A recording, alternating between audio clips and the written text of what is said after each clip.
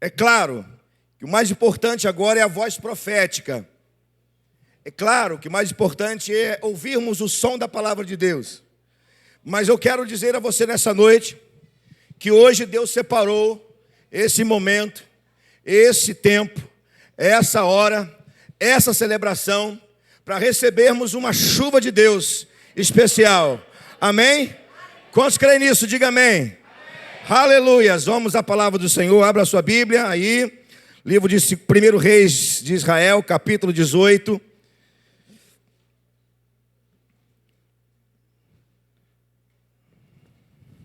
Feliz demais, viu, pastor Valmir? Cadê o pastor Valmir? Está ali atrás. E a Dilma, ainda trouxe visitante ainda. O visitante está onde, pastor? Alexandre, está lá atrás. Cadê Alexandre? Deus abençoe a sua esposa aí. Os visitantes, levanta a mão. Todos os nossos visitantes. Obrigado. Aplauda o Senhor pela vida do nosso visitante, irmãos. Glória a Deus. Glória a Jesus. Amém. Vamos à palavra de Deus. Primeiro livro dos Reis de Israel, capítulo 18. Eu vou passear com você no texto. É claro que Deus vai falar pela palavra. Mas hoje, Deus separou essa noite para a gente receber uma chuva especial dele. Então, disse Elias a Acabe: sobe, come, bebe, porque já se ouve ruído de abundante chuva. Eu vou repetir o versículo 41 que nós começamos a ler a palavra hoje. Então disse Elias a Acabe: sobe, come e bebe, porque já se ouve ruído de abundante chuva. Diga amém. Amém. Diga eu creio em uma abundante chuva. Amém. Versículo 42. Subiu Acabe a comer e a beber.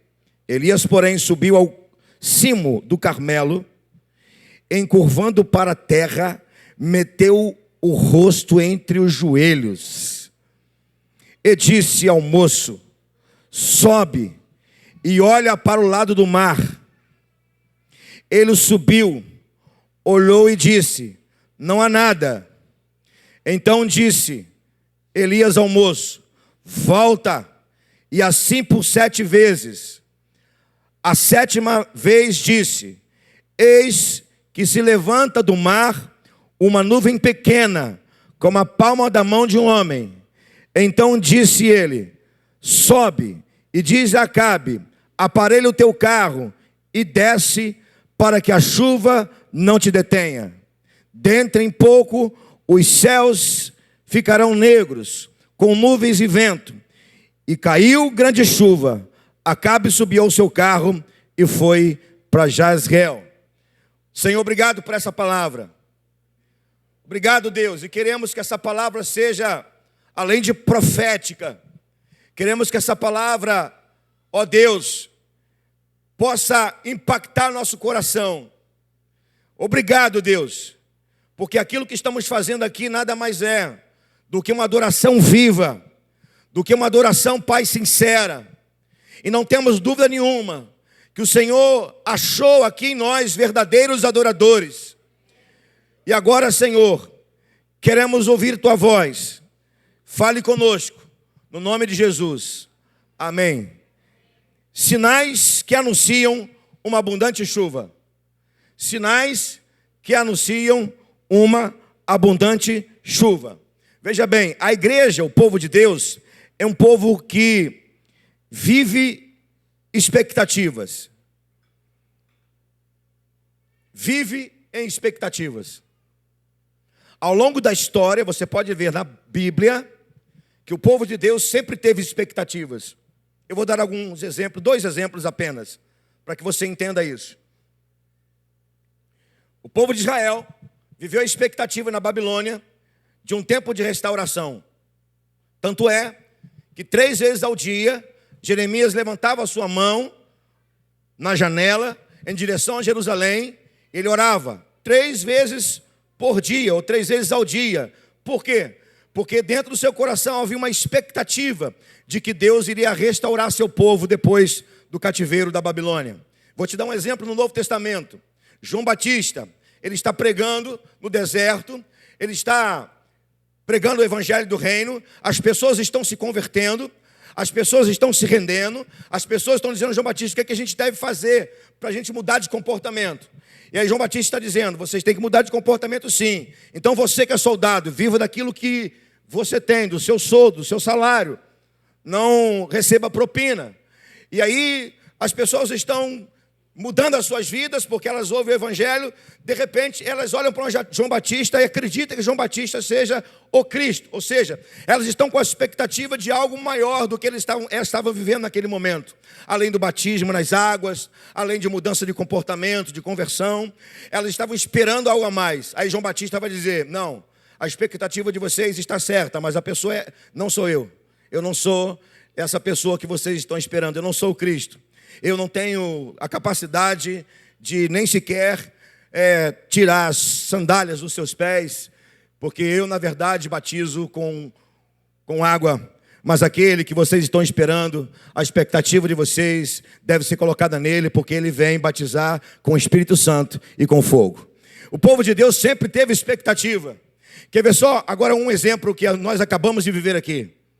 Quando nós cantamos Já Refúgio a Glória Eterna, eu tenho certeza que em seu coração foi gerada uma expectativa. Qual a expectativa? De um abrir e fechar de olhos, ante a última trombeta, sermos arrebatados e sermos levados aos céus. Quem viveu essa expectativa no cântico? Levanta a mão. Aleluias. Então, para provar a você que o povo de Deus sempre viveu expectativa, sempre aguardou expectativa. E quando nós olhamos para esse texto, a gente pode perceber isso claramente em Elias. Ele tinha uma grande expectativa. A expectativa de Elias é que os céus pudessem abrir e derramar chuva sobre Israel.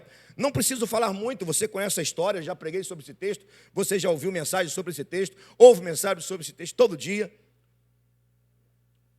Mas só para recobrar sua memória, Elias é profeta no tempo onde Acabe é rei. E Acabe foi um homem, um rei, que casou-se com Jezabel. Ele fez aliança com os fenícios. E Israel passou a ser um lugar onde a idolatria prevaleceu.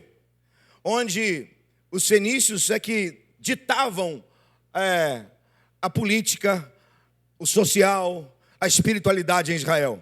Ou seja, o contexto de Elias, ou no tempo de Elias, era um contexto onde Deus ficou muito irado. A ira de Deus era tão grande, que Deus levanta esse homem chamado Elias. Uma vez eu pregando sobre esse texto aqui, eu disse aos irmãos que Elias é a própria característica da ira de Deus. É a própria personalidade da ira de Deus, por causa do momento que eles viviam. Ou seja, o momento em que Deus estava irado. Veja bem, Elias então se apresenta ao rei Acabe e diz: a partir de hoje não vai chover. Segundo as minhas palavras, a partir de hoje não chove. Então, durante 3 anos e meio, não houve orvalho sobre a terra, não houve uma gota de chuva. Enquanto Israel vivia um juízo, enquanto Israel vivia um período de sequidão por causa do pecado, Elias vivia uma expectativa. Enquanto Israel vivia em confusão, Elias vivia expectativa. Enquanto o mundo, irmãos, vive em confusão, a igreja vive em expectativa.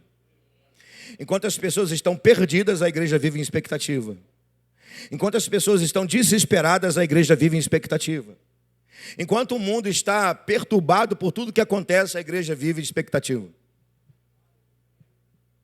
Posso ouvir um amém? Assim estava Elias, esperando o momento de Deus para que pudesse vir chuva sobre a terra. Eu disse a você que eu quero contar muito com a sua habilidade em conhecer o texto, para a gente ganhar tempo aqui. Mas eu quero compartilhar com você quais os sinais que precedem uma abundante chuva. Está tudo no texto. Está tudo aqui escrito. São 4 sinais que precediam para Elias e que precedem para nós uma abundante chuva. Vamos lá. Primeiro sinal que precede uma abundante chuva: restauração de altar. Restauração de altar. Diga comigo. Restaurar o altar indica uma chuva de graça de Deus sobre o seu povo. Vamos lá, 1 Reis, capítulo 18, versículo 30. Apenas o versículo 30. 30 e 31. Então Elias disse ao povo: chegai-vos a mim. E todo o povo se chegou a ele. Elias restaurou o altar do Senhor que estava em ruínas. Tomou 12 pedras, segundo o número da tribo dos filhos de Jacó, ao qual viera a palavra do Senhor, dizendo: Israel será o teu nome. Sinal que precede uma chuva de Deus. Restauração de altar. E o que é restauração de altar? O que era aqui nesse momento uma restauração de altar que Elias está fazendo? Era simplesmente, tão somente, alinhar o povo com Deus novamente. É trazer o povo para perto de Deus novamente, já que o povo estava longe dele. Por isso que Elias vai usar a expressão: achegai-vos a mim, porque Elias era o representante de Deus, ele era o profeta de Deus. Se fosse um sacerdote, o sacerdote faria a mesma coisa, do seu jeito, pelo seu ofício, mas de alguma maneira o sacerdote diria: chega para cá, Deus está chamando vocês para um tempo de conserto. Então, meus irmãos, se nós quisermos viver uma abundante chuva de Deus, o que nós precisamos fazer é nos achegarmos a Ele e restaurarmos o nosso altar, se estiver em ruínas. O segredo, o sinal para desfrutarmos de uma abundante chuva é restaurarmos o nosso altar, ou seja, a nossa comunhão com Deus, a nossa relação com Ele, a nossa intimidade com Ele. Veja bem, altar de Deus, ou altar, é alinhamento entre os céus e a terra e os céus. Por isso que Elias, quando vai abrir a boca diante do rei Acabe e mencionar as primeiras palavras, ele vai dizer: segundo a minha palavra não vai chover durante 3 anos e meio. Ele está dizendo: segundo as minhas palavras, os céus vão se fechar. E eu posso imaginar Deus lá do céu ouvindo Elias falando isso, dizendo: pode fechar o céu. Se ele ligou na terra, está ligado aqui. Se ele desligou na terra, está desligado aqui. Porque é assim que a palavra de Deus nos diz: o que ligar na terra terá sido ligado, o que desligar na terra terá sido desligado no céu. Se Elias falou na terra, Deus fechou a comporta no céu. Aleluias! Glória a Deus! Então o que Elias está fazendo agora? Estabelecendo um alinhamento, um ponto de alinhamento, porque estava completamente desalinhado, Israel com Deus e Deus com Israel, e o altar é o ponto de alinhamento. O seu ponto de alinhamento com Deus é a sua vida no altar. Eu vou repetir: o seu ponto de alinhamento com Deus é a sua vida no altar. É o seu quarto, é o seu secreto, é a sua intimidade. É quando você coloca a sua vida diante dele, quando você se oferece como uma oferta viva. Ali o céu se alinha, a terra se alinha com o céu. Diga comigo: sinal. Diga forte, irmão: sinal de que vem uma abundante chuva é restauração de altar. Aleluia, glória a Deus. Aplauda o Senhor por isso. Glórias! Segundo sinal de que vem uma abundante chuva: antes da chuva descer, a oferta e a oração precisam subir. Eita glória! Antes da chuva descer, é preciso oferta e orações subirem. Vou contar com a sua habilidade de conhecer o texto, para a gente ganhar tempo. Dentro do capítulo 18, versículo 36 a 38. O que Elias está fazendo? Ele está abrindo um rego, uma vala entre o altar, ou ao redor do altar. E o que ele está colocando nessa vala? Água. E o que ele está colocando sobre o altar? Ofertas pacíficas, sacrifício, holocausto. Você está me acompanhando? Diga amém. Então nós temos aqui 2 tipos de oferta. A que está no rego ou na vala e sobre o altar. Prestou atenção? Vou repetir. Nós temos 2 tipos de ofertas. A que estava na vala ou no rego e a que estava sobre o altar. A que estava na vala ou no rego era água. E sobre o altar, oferta de manjares, de holocausto. O que Elias está fazendo? Preparando a oferta para Deus. Ele prepara a oferta. Faltava outra coisa para poder completar. O quê? Oração. Eu vou repetir porque eu acho que você não entendeu. O que faltava para completar? Oração. Olha comigo o que diz o texto. Versículo 37. Vê se isso aqui não é uma oração. Responde-me, Senhor, responde-me, para que este povo saiba que Tu és Senhor, e que fizeste retroceder o coração deles. Isso aqui é uma oração, irmão. Está tudo preparado para a chuva descer? Não. Não era o momento. Não era o momento. Então estava tudo preparado para quê? Para Deus responder. Vou repetir. Tudo estava preparado para Deus responder. Se você olhar direitinho o texto, você não vai encontrar nenhuma palavra do tipo: Deus trouxe juízo aos profetas de Baal. Não é isso que o texto diz.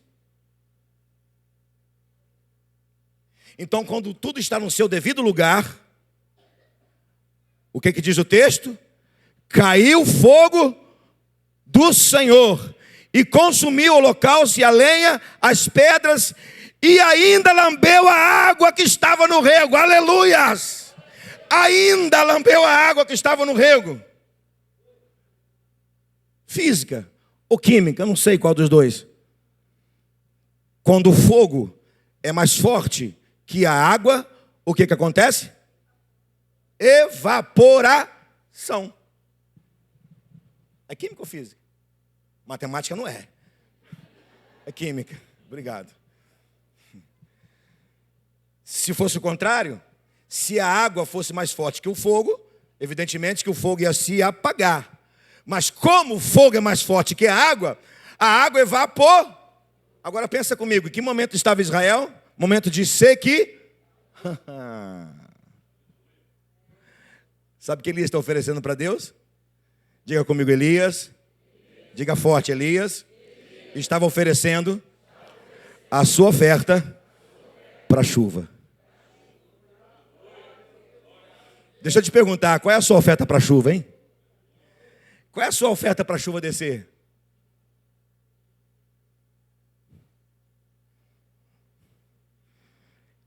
Deus respondeu. Deixa eu te falar. Deus quer responder. Deus quer responder. O grande problema é se nós vamos ofertar e orar. Esse é o problema. Deus quer responder. O grande problema é se nós estamos dispostos a ofertar e orar. Ó, irmão, se você ofertar e orar, Deus vai responder. Eu disse há uns dias atrás aqui que tudo que diz respeito a Deus e o seu reino começa por uma entrega. É bom repetir as coisas para a gente gravar, né, e colocar em prática. Tudo que diz respeito a Deus e o seu reino começa por uma entrega. Se você está aqui salvo, com seu nome escrito no livro da vida, crendo no arrebatamento, ou você sendo convocado para a glória, você está aqui porque você se entregou a Jesus. E você se entregou a Jesus porque Ele se entregou por você. Então tudo que diz respeito a Deus e o seu reino começa por uma entrega. Como é que você quer que Deus vai abundar na sua vida se não tem entrega? Ah, eu quero uma chuva de bênção na minha casa. Quer chuva de bênção na sua casa? Viva a entrega. Entregue, entregue, entregue. O que você está disposto a entregar? Qual é a oferta que você vai dar para Deus?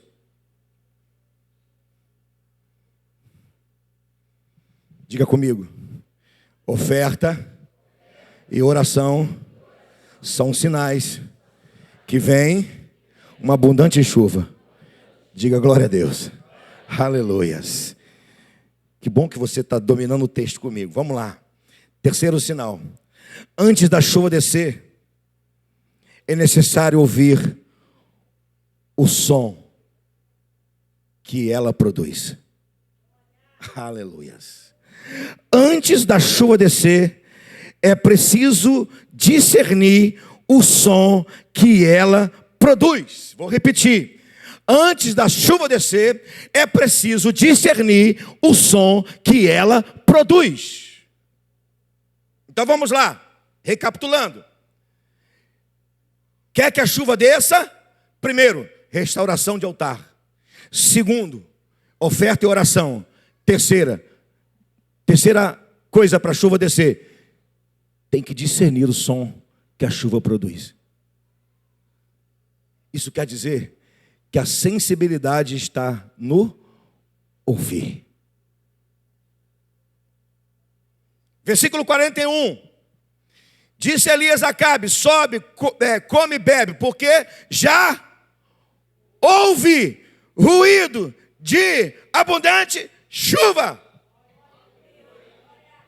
Mas a grande pergunta que a gente precisa fazer ao texto é: quem é que está ouvindo? Acabe está ouvindo?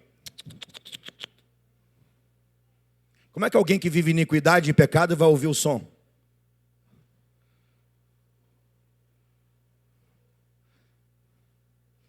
O moço do profeta está ouvindo? Não. Ele até pode estar se preparando para ouvir, mas ainda é neófito. Não mergulhou.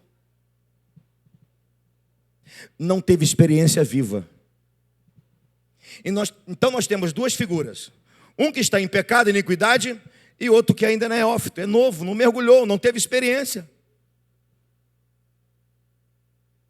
É claro que aquele que é novo, não teve experiência, está se preparando para tal. Se ele continuar, ele vai ouvir. E ouviu. Só que nós temos aqui a figura de Elias. E Elias está ouvindo o som da chuva. Por que Elias está ouvindo o som da chuva, querido? É simples. Como 2 e 2 são 4. Isso está no início da história de Elias. Você vai ler lá no início, no capítulo 17. Elias estava perante o Senhor. Eu faço questão de abrir para ler para você. 17. 1. Então Elias, o tisbita dos moradores de Gileade, disse a Acabe: tão certo como vive o Senhor, Deus de Israel, perante cuja face eu estou. Sabe por que tem muita gente que não consegue ouvir o som da chuva? Porque não está na presença do Senhor. Não está na presença do Senhor. Não está perante a face do Senhor. Você sabe que essa ideia de face, a face, é a ideia de amigo. Então, se o texto está dizendo para nós, perante a face eu estou, ele está dizendo, eu sou amigo dele. Tal qual Moisés, que Deus falou, eu falo com Moisés face a face, como quem fala a um. De novo, eu falo com Moisés como quem fala e a minha face está colada na face dele. Sabe por que tem muita gente que não consegue ouvir o som da chuva? E você vai entender daqui a pouquinho o que é o som da chuva. Sabe por que tem muita gente que não consegue ouvir, discernir o som da chuva? Porque está longe da face de Deus. A sua face, ao invés de estar voltada para a face de Deus, está voltada para o mundo. Vai ouvir como? Por isso tem muita gente na igreja que está tendo discernimento e às vezes é criticado. E esse irmão está falando aí, não tem nada a ver.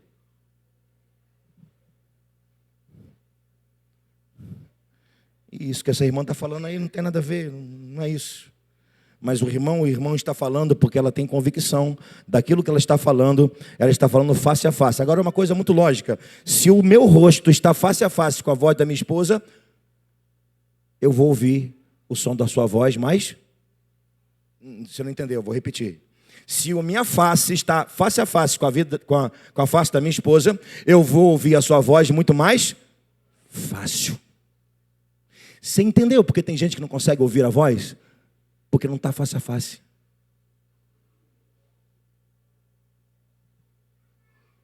Diga comigo. Aleluias. Quem sabe discernir. Diga forte, quem sabe discernir o som da chuva é porque está com a sua face perante a face do Senhor. Aleluia, vou repetir e você deve dar glória a Deus por isso. Quem sabe discernir, repita isso aí, igreja. Quem sabe discernir o som da chuva é porque tem a sua face a face com Deus, o Abba, o Pai, o amigo. Aleluia. Eita glória.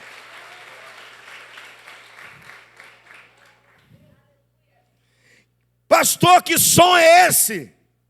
Que som de chuva é esse? A voz do Espírito. A voz do Espírito.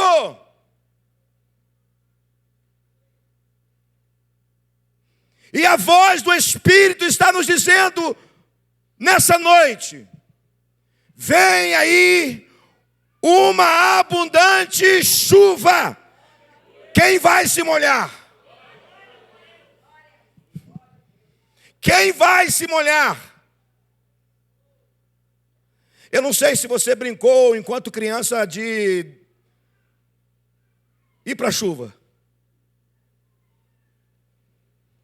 Tinha uma frase que a nossa mãe falava que era a frase, talvez seja a única frase que ela estava atrasada. Mãe nunca atrasa, nunca atrasou. Eu não tive esse privilégio, mas a mãe de muitas pessoas aqui nunca atrasou um tamanco nas pernas. Pá! Nunca errou, nunca atrasou. Eu não tive esse privilégio. Mas tem uma frase que a mãe atrasava. O delay da mãe estava, ó. Qual frase? Menino, menina, sai da chuva que você vai. Já era, já se molhou.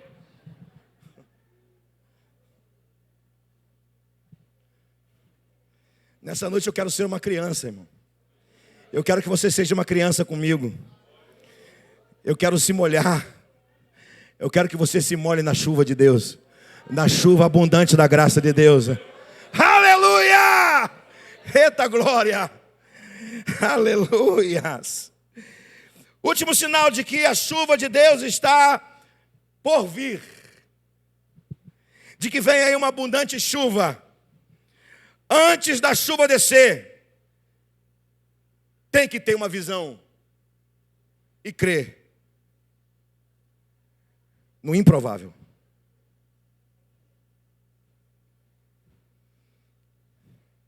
Tem que ter a visão do improvável. Diga comigo, antes da chuva descer, tem que ter visão do improvável.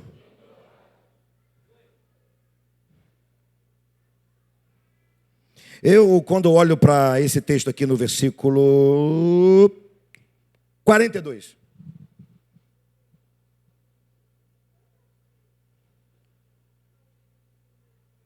eu acredito cada vez mais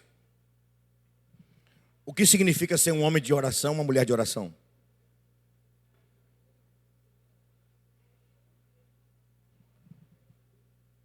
Um homem de oração, uma mulher de oração, ela tem os seus olhos espirituais abertos. O texto está dizendo que Elias colocou a sua cabeça entre os... De novo. O texto está dizendo que Elias colocou a sua cabeça entre os joelhos. Quanto mais Elias colocava a sua cabeça entre os joelhos e orava, mais Deus dava a visão do improvável para ele.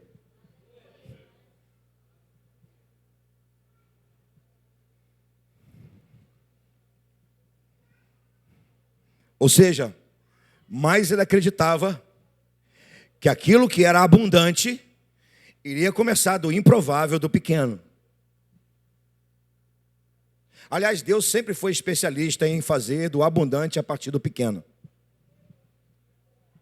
Deus sempre foi especialista em fazer do grande a partir do pequeno.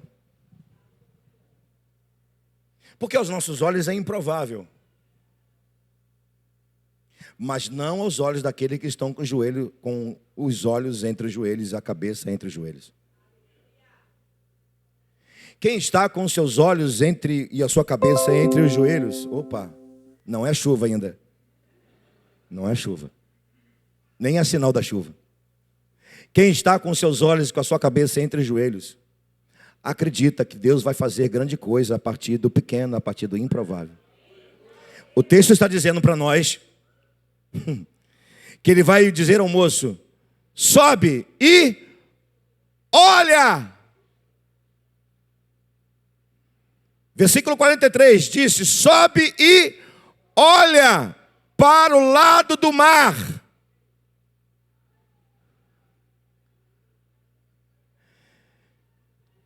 Eu aprendi com a minha avó algumas coisas sobre chuva, de onde vem, e eu sou muito zoado lá em casa por isso. Eu não vou nem dizer a você de que eu sou chamado. Vai chover, fulano de tal. Ah, moça, da temperatura, do tempo, que hoje não está no tempo, na temperatura, está no Fantástico. Essa aí.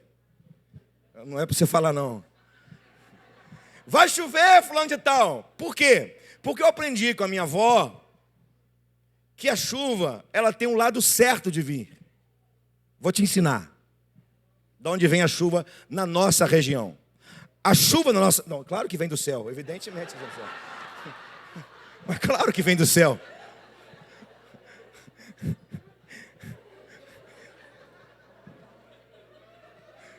Louvor, vai ministrar aqui que acabou a mensagem.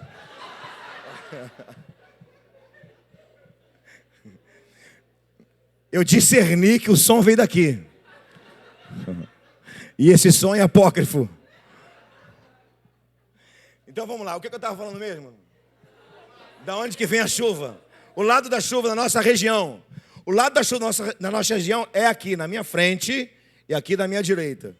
Das serras aqui de São Fidélis, do Muzungu. Daqui da minha frente. É norte ou sul isso aqui? Sei lá, é sul. Não vem chuva da minha esquerda, da minha esquerda e atrás. Nordeste não vem chuva na nossa região. Dificilmente vem chuva na nossa região. Desse lado e aqui atrás. Vem sempre daqui ou de cá. Pode reparar. O que diz o texto? Que a chuva veio de onde? Do mar. É claro que a chuva pode vir do mar, evidente. Mas geralmente a chuva vem das montanhas, não do mar. O que Deus está nos mostrando? É do improvável que vem a chuva. O improvável é aquilo que é possível, mas é muito difícil. É possível, mas é muito difícil. Pode acontecer a chuva na nossa região vindo de Farol de Santo Tomé? Pode, mas é muito improvável. É impossível? Não, mas é improvável. Porque nada é impossível para Deus. Então olho para você que nessa noite, eu não vejo nada impossível. Porque nós servimos a um Deus impossível. Mas eu vejo o improvável.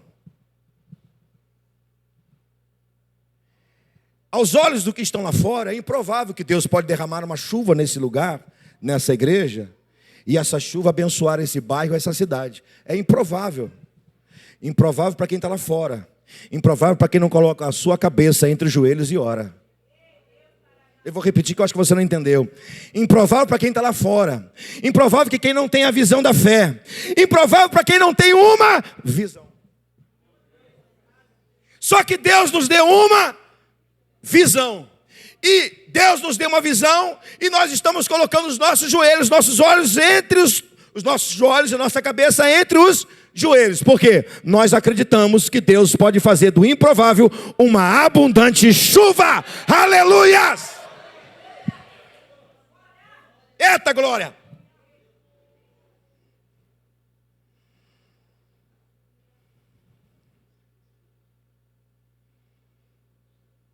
Fecha-se um ciclo de 3 anos e meio.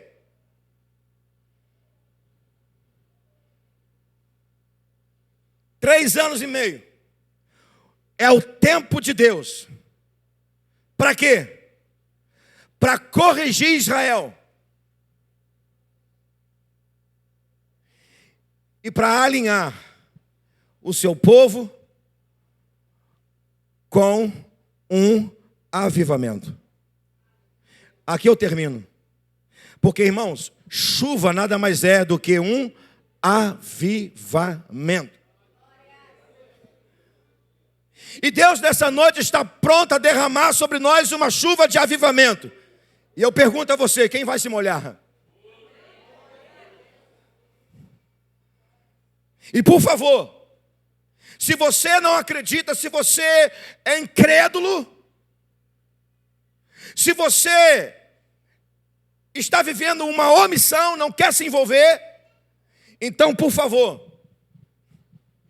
se converta. Creia. Faça a sua parte. Porque Deus vai fazer a dele. A nossa parte é o que diz o texto.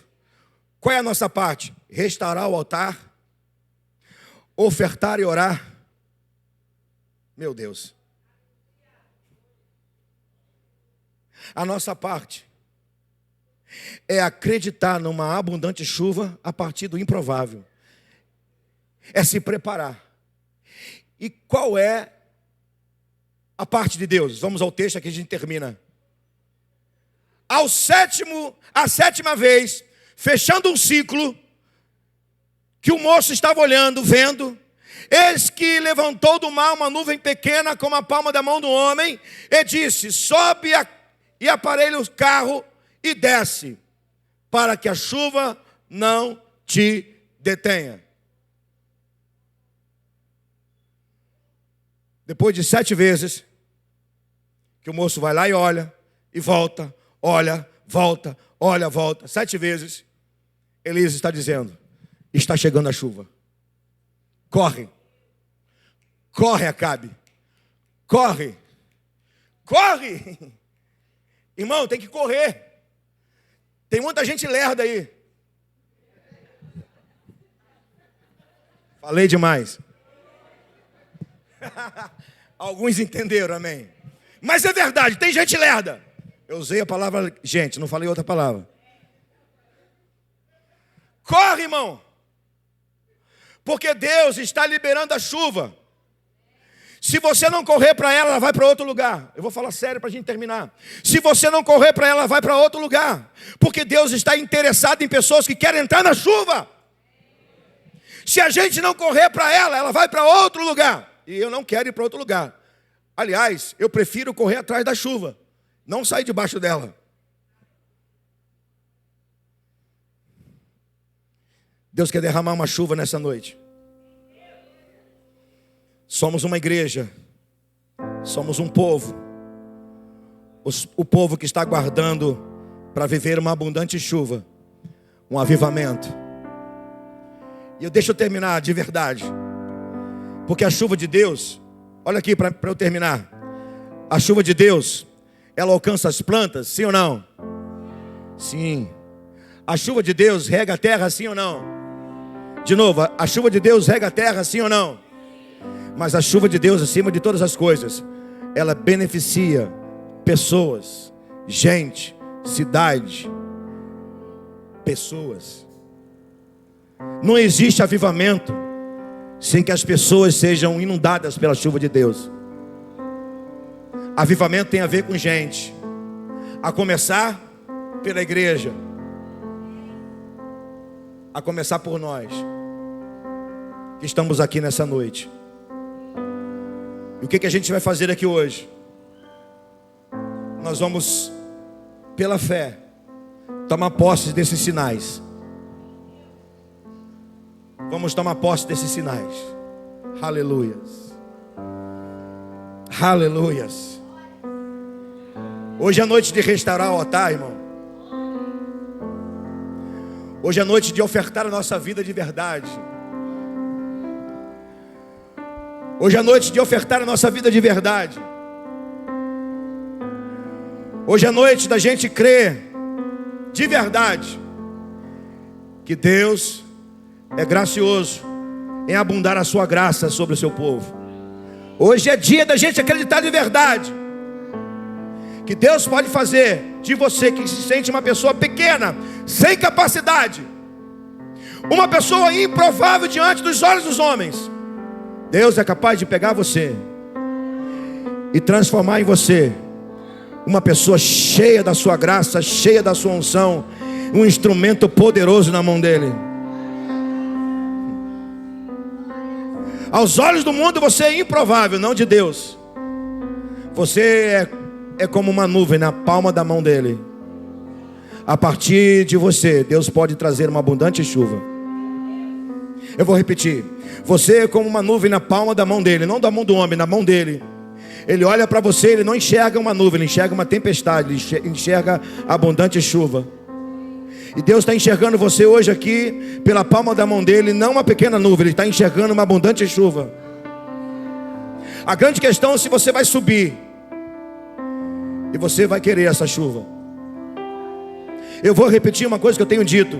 Para de achar que certas coisas é somente para pastor, para algumas pessoas na igreja, para um grupo seleto na igreja. Unção do Espírito não é apenas para pastor. Se foi no Antigo Testamento, que era profeta, sacerdote e rei. Não, querido, de maneira nenhuma. O Espírito Santo desceu sobre toda a carne. O Espírito Santo desceu sobre a igreja. E deixa eu dizer a última coisa que eu esqueci. Agora eu lembrei, o Espírito Santo me lembrou, eu vou falar. Primeiro vem o fogo, depois vem a chuva. Primeiro vem o fogo, depois a chuva. O fogo de Deus veio lá no Carmelo, como sinal de que Deus estava respondendo Elias. Depois que Deus respondeu Elias com fogo, ele trouxe chuva. Ei, o fogo já veio em Pentecostes. Eu vou repetir que acho que você não viu. O fogo já veio em Pentecostes. Deus respondeu a oração de Jesus e respondeu a oração de pessoas no cenáculo. O fogo já veio. Vou repetir. Deus respondeu o clamor de Jesus no céu e a oração de pessoas no cenáculo. O fogo desceu. O fogo já veio, irmão. O fogo já veio.